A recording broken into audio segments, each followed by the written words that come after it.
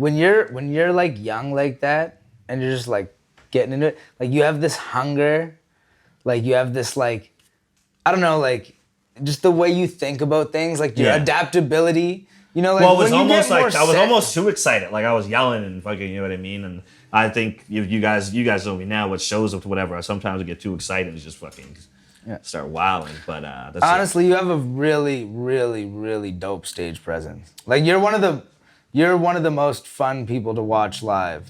Yeah, I mean, I've always done it that way, right? So it's like it gets a little bit harder as you get older. That's always like the way I like to do it too. You know what I mean? Like I like. If you're seeing me live, all the songs aren't gonna sound like studio quality. You just listen to the album if you want that. You know what I mean? I like to make it a show. Like I like to have an experience with my fans. Like you know what I mean? Like I like to go buck, and you know, like I like to have them. It's the fan thing. Well, I mean, not necessarily fans or anybody watching the show, right? Whether they be a fan or not. It's just like the interaction with the crowd, right? Is what you need, and also like I find myself changing up words, like you know what I mean, when I'm doing it, like changing up styles when I'm on stage and doing it, just to keep everything sort of like fresh and fun for myself as well, right? Like you do so many shows, you just want to be sort of excited to do your own material all the time, like you know what I mean? Yeah. Because it's not like you're just sitting at home just listening to your shit all the time, right? Actually. Well, no, I do. But I do that. But it's only because I'm trying to figure out how to mix and mix it right and all this kind of shit. No, for real. But I don't listen, like, sit down and, like, you know, I'll have the crew over, like, when you guys, you know what I mean? Yeah. And be like, yo, check this shit, this is banging. But it's also to try to figure out, like, what's wrong with it. Like, that's why I'm listening. You know? And that's the thing, right? And, like, I was explaining this to Megs. Shout out Megs, my girlfriend. You know, I was like, yeah, like, you hear me listen to my music, it's not because I'm like, oh, I'm fucking dope. Yeah. It's like, why does this song slap so much more than this song of mine? Well, what fell short here? Me and Moves will, like, a thing that we've always done since I started doing albums with him, which when I first started doing albums, is we would listen to it. We'd finish an album. He'd have like a first mix, a second mix, a third mix, a fourth mix type shit. And so we'd listen to the album on like your tape deck, like or like, you know what I mean, like a ghetto blaster in your basement, and then we'd listen to it on the next person's like CD fucking player at some other house party, and then he would listen to it into his car, and we'd listen to it in the studio again. So you'd have all the different speakers. Yeah, and you do it a few times until you figure out what's the best way to mix it. For sure. It's like, man, we were talking about this on like Woo's episode, like having good, your career can only go so far if your audio quality isn't up to snuff. Yeah, I mean, like no matter how dope you are. Yeah, no matter how dope you are, like it has to be professional. The exception could be Griselda, because their quality they didn't really give a shit about their mixing back in the day. It's better now. Yeah, but it's like they were sort of grimy on purpose with their mix. I didn't mean like. But again, that was kind of part of their like. It was supposed to be that way. Yeah, it was like supposed part to be of that their lo-fi gritty shit. It wasn't like it wasn't just like not mixed well. It was like kind of mixed in a way where it sounded grimy, you know. Like Derringer and the boys doing it on purpose. Yeah. Yeah, and like, you know, I was thinking about this. Like, really, Griselda is such like a movement in hip hop. Like, I can't really think of the last time there's been a movement like that. Maybe G Unit. Yeah. Maybe G Unit. We weren't going to get through this episode without me mentioning Griselda, so you know. No, and Griselda's come up on like literally I think every episode. But like they're fire. Shout out Griselda, man. Like yeah, honestly, well, I mean, it's just because it sounds like the way that we do music. You know what I mean? As far as like the beats and the bars and shit. So. Well, it's just real. You can hear the honesty in what they're speaking, and like you hear the process and like the come up in it. You know what I mean? Like especially like West Side Gun, man. Like West Side Gun is arguably, like compared to Conway and Benny, is probably like, as far as rapping, the like least standout. Yeah, well, I wouldn't say least standout, but like he doesn't come with those bars, and it's not about technical skill and spit with him these days. West Side Gun is the one that put everything together. Yeah. He's kind of like the RZA. He's the general in he made like and the moves he makes, like the way he thinks, like is just like, I don't know. He's just a smart man. Yeah, he's really smart. Like on what was his last album? Pray for Paris? Well, I don't know. No, that wasn't the last one. Who Made the Sunshine? Who Made the Sunshine? Yeah, no, but before that, Pray for Paris. Like the last track he had, was it Jazz Cartier? I don't know who it was. Yeah. No, not Jazz Cartier. Something Cartier, but like he was a tap dancer. Oh, okay. You know what I mean? Yeah. And he had like, having somebody tap dancing to the beat and like making it hip hop was like. Oh, okay. Yeah. It was like just the way he thinks sometimes. Like he had Buddy tap dancing and that was like making the beat. Yeah, for sure. It gives you the hi-hats or whatever you need, yeah. Yeah, and it's just like, I don't know, the way he thinks about things, the way he curates is like really interesting. Yeah. It's hard coordinating people though. It's true. It is hard coordinating people. It's part of the whole process. I think one of the things is you got to find like where people feel comfortable. I mean, you try play to their never. strengths. Yeah, you try to. It never happens. I mean, the more people you throw into the mix, the more you're just not going to make everybody happy. But yeah. Well, totally, and like with there being like 13 members of Sippy, like that's a lot of people. Yeah. To like Well, but we also do it as freely. Like people can do whatever they want. Yeah, and that's the thing is if they want to add to it, they can. If they want to like take time off and chill, like they can. You know what I mean? Like Chevy is still a great friend of ours, and she's took a little step back from the music for a few months. But you know what I mean? She's still squad and she's still queen. Of course, and she's also like, just because she's not focusing on her craft, doesn't mean she's not still in it.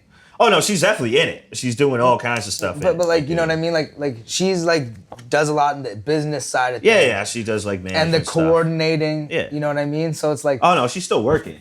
It's just for people who like who expect to hear like a brand new Chevy track, or who keep like putting the pressure on about that. Yeah, she's just focused on some other things or whatever, and you'll get to hear her soon enough. Yeah, or like people talk about like a Sippy album. Yeah, I mean, it's hard to put everybody into the same. It's just the same state of mind of all being like, listen, drop everything else you're doing. Yeah. And then we're gonna just all fucking create this album over like a few months span, and to get everybody in the same room and just schedule everything at the same time was just. Really I feel like you wouldn't even really have to though. Just do it one track at a time, right?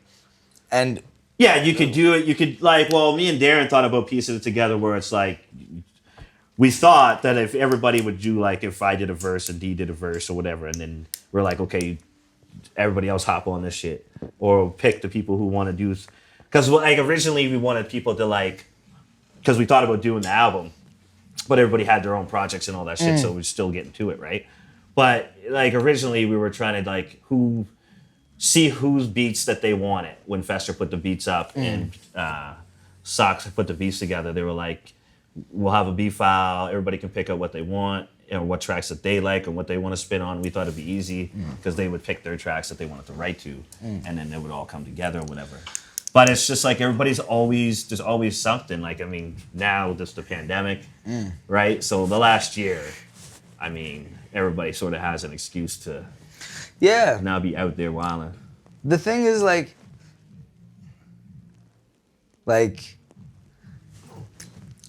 sometimes you just gotta this is gonna sound bad, like you just gotta be like, you just gotta lay this shit out, right? Like my example would be breaking people up into teams.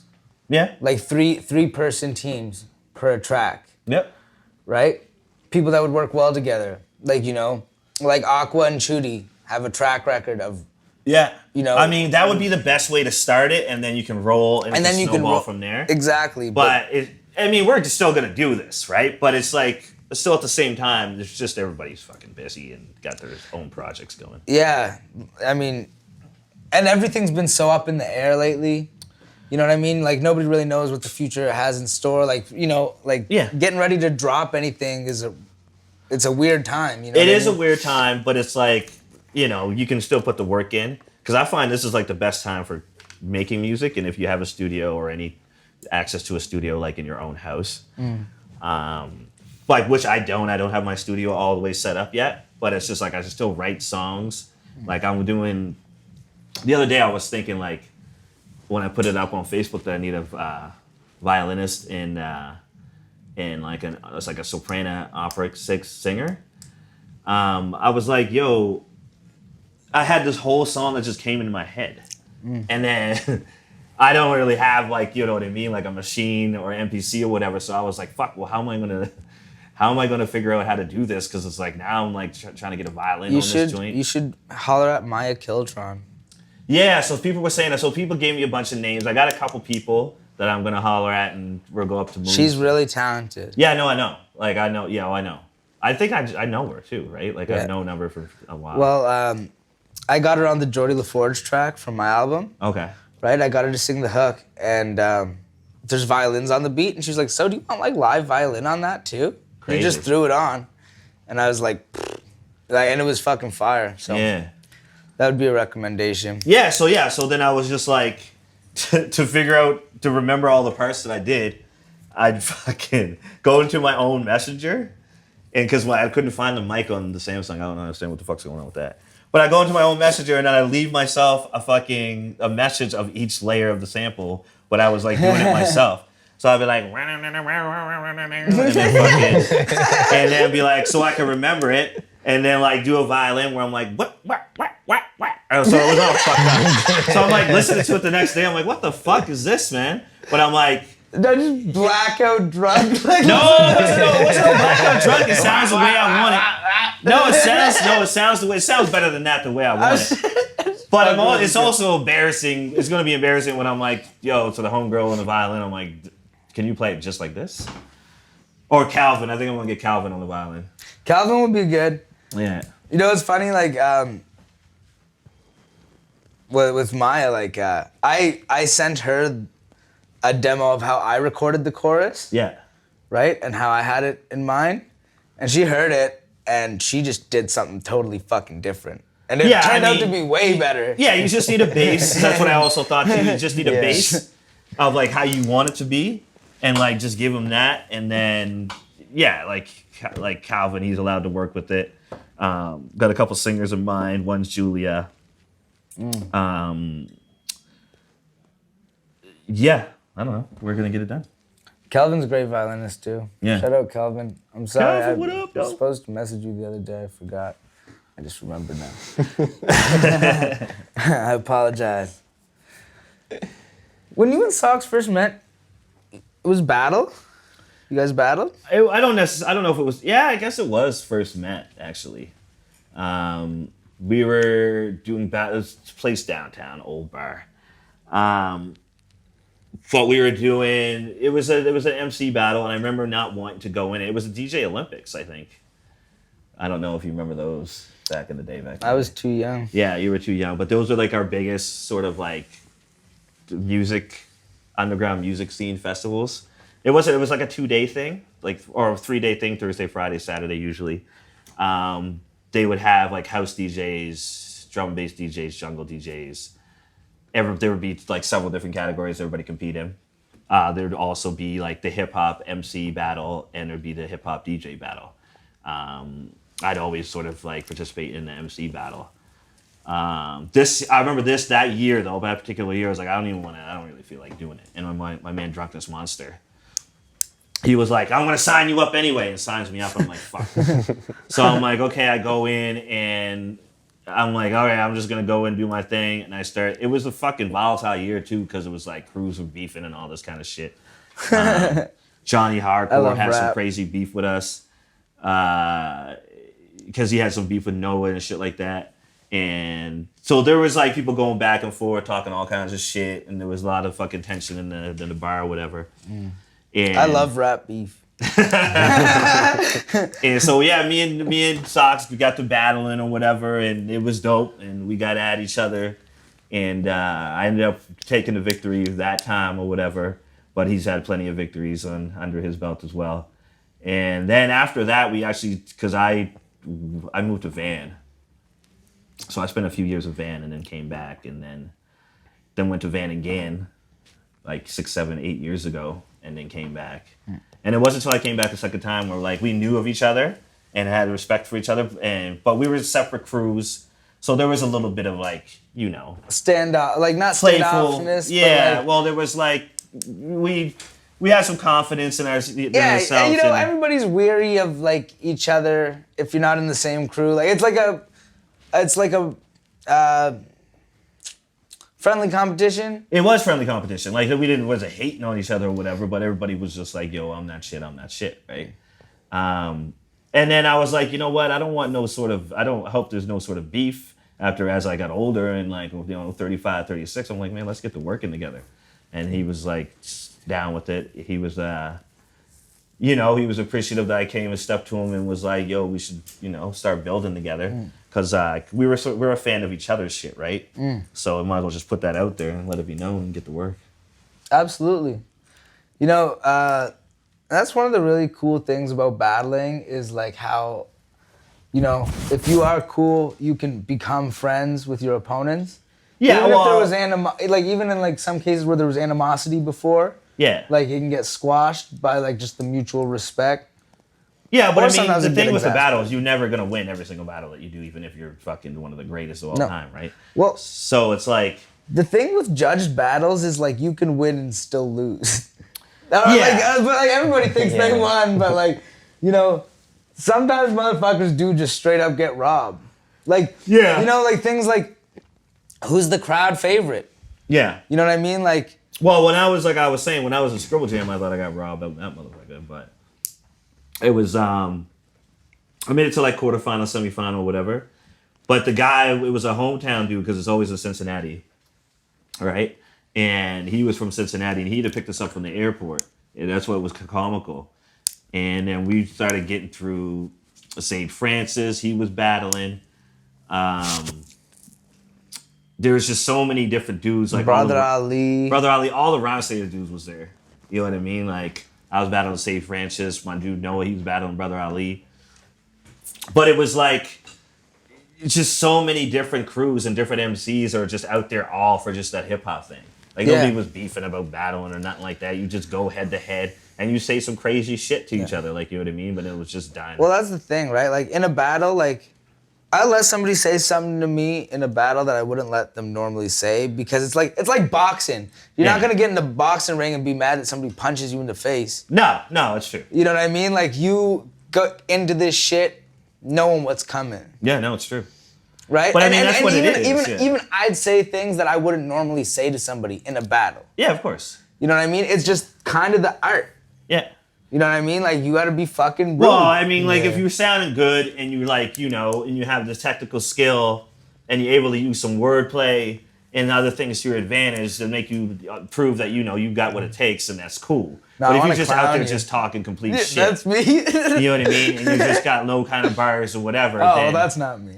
Well, no, I'm not saying that that's you. But I do love to talk a lot of shit. You would obviously, might want to fight that person. Like, you know what I mean? Because, like, you ain't even coming up in here with no skill. You're just literally just talking shit. Like, you know what I mean? So, you gotta, That was the third thing that, like, I sort of stopped battling as I got older was like, man, I can't deal with, like, the petty shit that comes with it.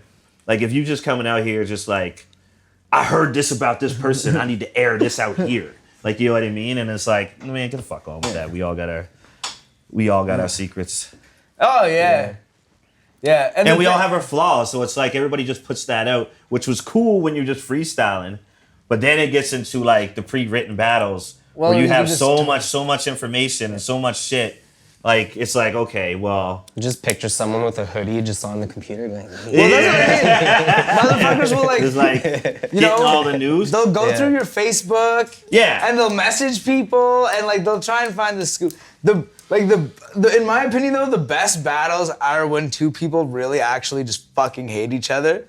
Those are the best battles. Like Pat Stay and Hollahan. Yeah, those are amazing. But the But thing like is, they hated each other, bro. And like with that actual like, cause like when somebody's just talking shit, but it's like wrestling, they don't really mean it. They're just saying it because they got it and they're battling. Yeah. It's one thing. But when somebody really doesn't fucking like you, Yeah. and then well, you're gonna get that too. Those are like those those are are my good battles for favorites, us yeah. to watch. But I'm sure it's sort of a little bit stressful for them. You know what I See, mean? and that's the thing. Battle rap is stressful. Yeah. Right? Because you're getting aired out in a way that's publicly available to see forever. I remember I used to during battles, I used to have like a thing that would help me out is I would always remember, like I would never absorb anything that anybody said to me, right? So like, I mean, most battle people, you can see them doing that when it's not their turn. They're just got their head down or they're whatever, and you can say whatever to them, but you don't allow yourself to be phased. Yeah. So that when it's your turn, you can do do your work and fucking wax his ass, or her. But the thing is like you can't let that stuff bother you because I remember like I'm an emotional person, whatever. So like in a normal setting, if we're having an argument, I would get rattled easily, and you could easily invoke emotion out of me, right? But like in the battles, I could just never let that happen. No. Like there's times where like, you almost sort of want to like not pretend, but you want to show that you're a little bit like, what the fuck? Just because that's entertainment value, Yeah. right? Like, you know what I mean? And it's like, oh yeah, or you just want to be like respect. That you got me. That's a dope ass line. You know what I mean? A lot of times, like when I'm trying to get like in my opponent's head when I'm battling, and they'll be trying to like go off, and I'll just start like doing this at them. Yeah. Or like just like little things that are just like arrogant and piss you off. Yeah. Cause like it's those things that make somebody start to fuck up. Like I find like there's been times where I got into people's fucking heads so easily, just by being like okay, like. Also, with battling, yeah, it's a written and unwritten rule that you don't put hands on somebody just because they're fucking you up in a battle, and they you know what I mean, and they're fucking slaying you with them bars. You don't put hands on somebody just because you feel like you're losing or you're mad or whatever. But there's also you lose if you do that. you lose, yeah, you just lose automatically. And there's also written and unwritten rules that are like there's certain things you don't say. Like, you know what I mean? Like, yeah. You don't, if you like one of these white rappers or whatever, you don't be in talk up in fucking another black man's face, nigga this, nigga that, nigga, you know what I mean? Of course. While you rapping and shit. That's like so there's certain things, some people will pull out crazy shit like dead mothers and shit like that. Like, I can't fuck with that. I remember talking to Buck 65 about battling, because he's never went into battles or whatever, way back in the day, and he would say to me, he's like, I am never going into those battles, because if somebody says something about my mother, it's like a fist fight. And I'm not, and it's like, it's just, I know that I can't just deal know with myself. it. Yeah, and I know I can't deal with it, so I'm never going to do it. You really gotta have thick skin to battle, especially these days, again, where people like, they be doing their research and really trying to dig at you, you know what I mean? Well, now he's not saying, and then like, you know what I mean, to clarify, he's not saying like, you can't be just like, fuck your mama, and he's gonna be like, oh my God, I'm so pissed off about that. But he means if you find some shit, and you go back and you like, fucking put some real crazy shit up over my family, then there's gonna be some hands being put on you. Yeah, for sure. Battling's something you just don't get into unless you like built for it. And like, I stopped battling, and I'm a good battler. Mm-hmm. You know what I mean? Like, I got a lot of my name from fading motherfuckers in battles. Mm-hmm. You know, but. Jesus, Israel, you're fucking me up, man. Well, let's go, man. Cause I lost my. Oh yeah, but I don't like fucking battling much anymore. Yeah. Because like I would much rather make music that people can enjoy and like relate to and bump. Yeah. Than like write 3-minute verses that I spit at this one motherfucker, and then I can't use again. Yeah, for sure. Right, and like the whole point of it is just to clown this other person, whereas I'd rather make music to like express myself. Yeah. You know what I mean? So like, I said before, battles. there's people that are so fucking dope at it. Like I said, like Pat Stay is one of our people from the Maritimes or whatever, representing real crazy. But I mean, he'd be considered king at that motherfucking shit, right? So. Yeah. There is an art in that I think he's sort of like the way that he could just go on and sort of is like unfazed I mean, there's tons and tons of bars that he even has pre-written. Like even no matter what it is, he's still in his head and he's still kicking it off and tactically fucking murdering it. Like the thing is, all rappers are different, and this is in my most humblest opinion. Is like, Pat Stay is a phenomenal battle rapper. Yeah. But as far as like a songwriter, not so much. Yeah, I mean, it just depends And on that's not like really trying to knock Pat Stay, Pat. If you I don't watch know if this that's shit, I don't know if that's actually true though. I think he's probably a good songwriter, right? Like I don't know. he is, but he's not like like you hear his battles and like that's really his shit. And like he's a good songwriter, but it's like his energy like yeah, it's different on stage. Yeah, for sure. And like I guess everybody has. But I mean that's his bread and butter. That's what he's polished up and got dope at. But he wasn't a dude who's putting out many albums and doing many songs or whatever. So it's like But I guess his showmanship. Yeah. Like battle rap is really a performance art. Uh-huh. You know what I mean? And he has really good stage presence and showmanship. And they're like second to none, really. Yeah, it's crazy. So shouts out to Pat Stay. Shout out to Pat Stay. And again, I wasn't trying to knock you because that's how I feel. And I'll always be honest. Go on, say what you feel. Hey man, phenomenal battle rapper. Rapper. Well, I mean, I don't even know. I don't know about all that. Like now you're being disrespectful over there. Yeah. But like, I just don't think he makes as much music and focuses on that part of the music as much as obviously people would like. And I guess that's the thing, right? It's like, what do you put your energy into? Mm-hmm. Like, battle rap is his bread and butter. Yeah. So of course that's what he puts his time and energy into crafting. Yeah. And he probably just write songs when he feels like it, when he gets the whim. I know, he's doing his thing, you know what I mean? And like, again, keep I'm it not moving. knocking. Young guy talk about Fast Stay all over your podcast. You can interview Fast Stay when he comes through. I don't think he'll want to after this. You the one over there, fucking, it's all good. Dude, he's good about that kind of shit, you know what I'm saying? Well, no, and like, I'm not trying to say that out of a place of like disrespect or like, because I do have a lot of respect for him and what he's done for building the scene. Yeah, no, I know you were. I guess the point I was trying to make is like, there's very few rappers that do both very well, like exceptionally well. Yeah. Somebody like a Lloyd Banks. Yeah. Great battle rapper. Great rapper. Yeah, I mean, it's Yeah, I like to be able to do both or whatever. I can do both, but I don't. It's like the other thing too is like I haven't polished up my battle rapping in years, right? So it's no.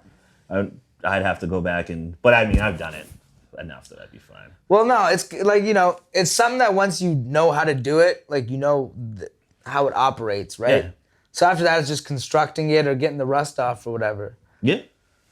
But it's I don't like to battle anymore because it's a drain on my energy. Yeah. You know what I mean? Yeah, for sure. When I get ready to battle, like I get in full on fight mode. Yeah. I get like all my fucking adrenaline's pumping and shit. It's just bad for my blood pressure. He needs to get off this battle shit, you know what I'm saying? We need to move on from the battle shit. Okay, all right. Why don't you run the motherfucking I'm trying to podcast direct over then? this motherfucker, you heard me? I know, Israel's over here spinning his finger like, shut the fuck up, get it going. All right, we're gonna touch on one more thing and then we're gonna have to shut it down. That's cool. What time is it? I don't know. I got lost in the sauce. 110. 110. Right, I got a couple minutes. 110. 110 by. What you doing? Frank fucking creeping and pissing. Yeah. Let's talk about your culinary career. Okay. So getting in the kitchen started as a means to an end. Mm-hmm. Right? Yes. You needed to fund your music. Yeah, I mean, it started off with dishwashing.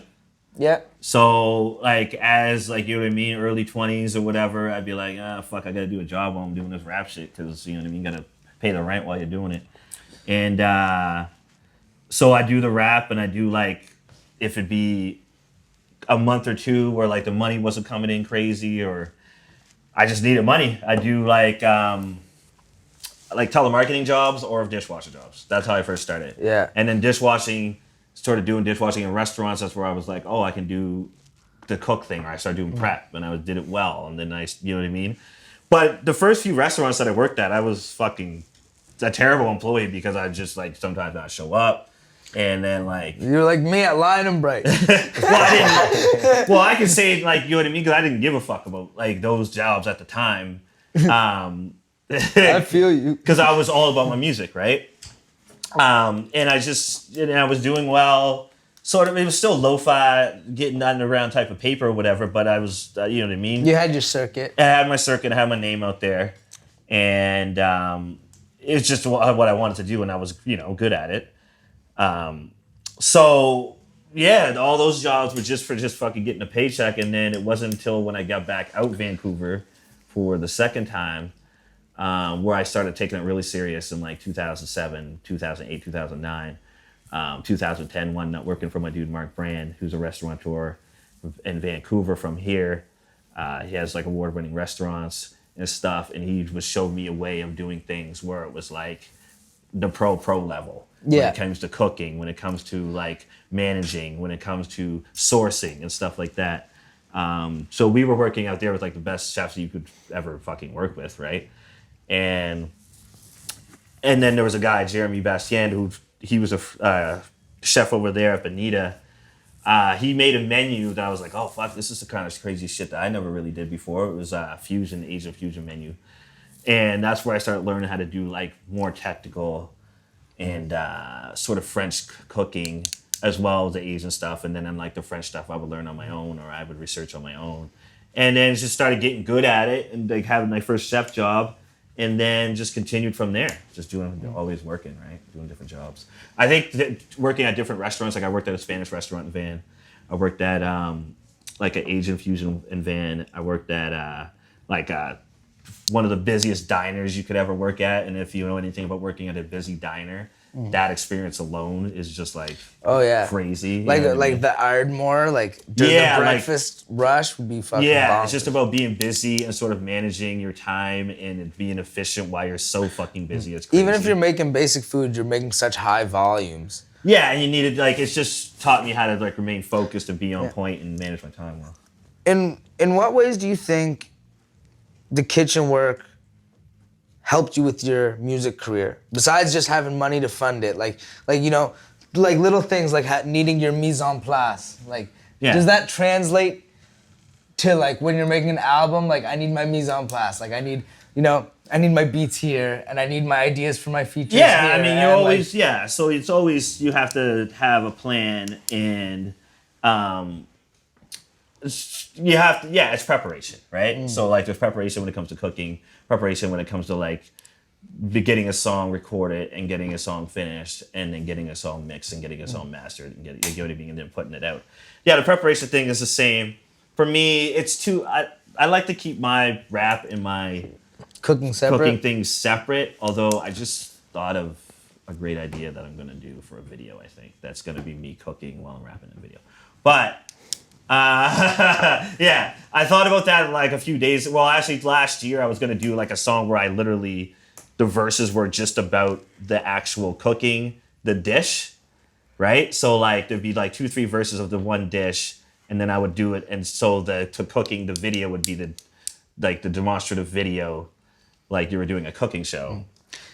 But I would be like, and the bars are already about that, and then the video would just line up with the bars, like I'm doing a cooking show. You should. But I'm going to do something different. But I am going to do something like that when I'm going to do something should do a cooking show. Yeah, well. Like even just like a YouTube like series, you can like whenever you want, like, you know, if you got a recipe, like it would be a good way to promote. Yeah, I'm just thinking about a plan of how to like execute that, right? Maybe talk to this gentleman over here. Yeah, it'll be hip hop, yeah. Getting fried with Tachichi. So there'd be some drinking involved. You know how we do. Drinking, yeah.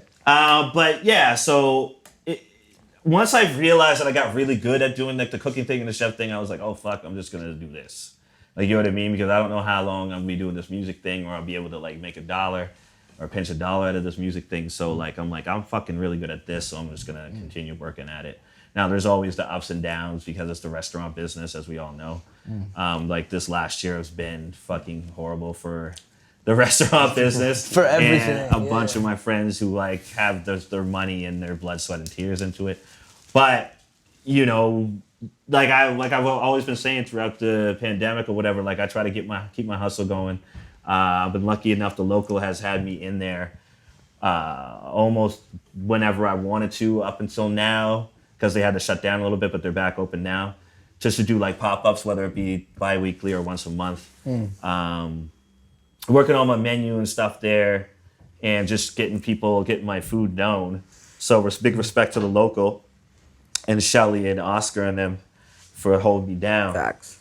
But yeah, and then it's just like, so then now me and Tina, my girlfriend Tina, we were trying to get a little food business up and running or whatever called Food Gremlin. So she does sort of like the cheesecakes and stuff. I mean, we do, and then I just do like the pop-ups and all the menu food stuff or whatever. And like, so she helps bro, with the baking. like the pop-ups, good food. The chicken hoisin banh mi, Oh yeah. that was fucking fire. We always got 1 or 2 fire things coming through. Like people was on the fried chicken too. That shit was crazy that night of the show. It must be nice having like, you know, you need different creative outlets. Like sometimes rapping feels overwhelming. Yeah. And then it's nice to be able to just like whip up a recipe. You know what I mean? Yeah, like, no, write down a and recipe, it's like, yeah, I mean, like sometimes I like to cook more for my peoples at home. Like I got my man Gordo coming. I ain't even seen him in like 3 years. I should really have a spread out for him, but I'm just like, I just didn't feel like it. You know what I mean? Like if you cook enough and you do enough things, you know, over our holidays we were doing like 2, 3, 4 fucking cheesecakes a day, and like delivering them, and then we were just like, okay, we're gonna give ourselves a little break, right? Well, it's like, whenever I worked in the kitchen, like I'd get off work, I never want to cook for myself. Yeah. You know what I mean? I still do it a couple times a day for us or whatever, because it's just I'd rather eat better than, you know, always been eating out and shit. But yeah, no, for real, you're more mature than I am. Well, I got to be. I mean, the panels is coming on, baby. You know, so I feel you. I ain't mad about being a little husky, but like, yeah, well, you know, a little husky, but I feel like a wolf. All right.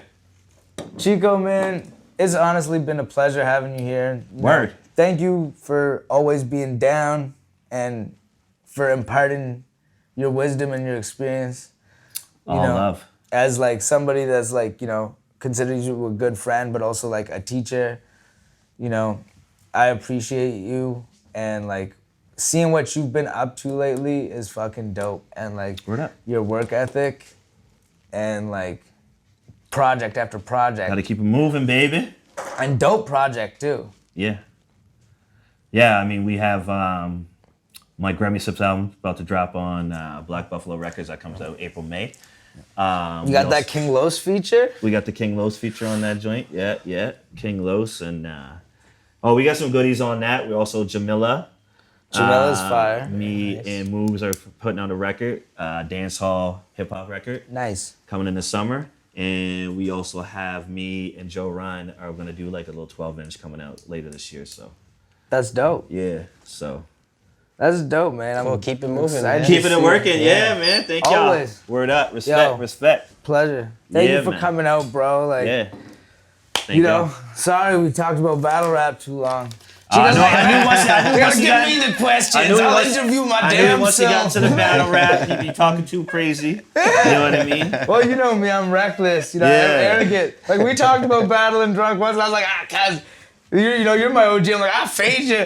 You're like, settle down. I was like, you trying to lose your money tonight. Shit. You trying to lose your money tonight? That's just how it be, though. That's right. This is the Get Down podcast. We had Tachichi. I'm Paulo 13. I'm Frantic. Tachichi. And y'all are welcome. Let me put on my Conway mask. Get the fuck out of here.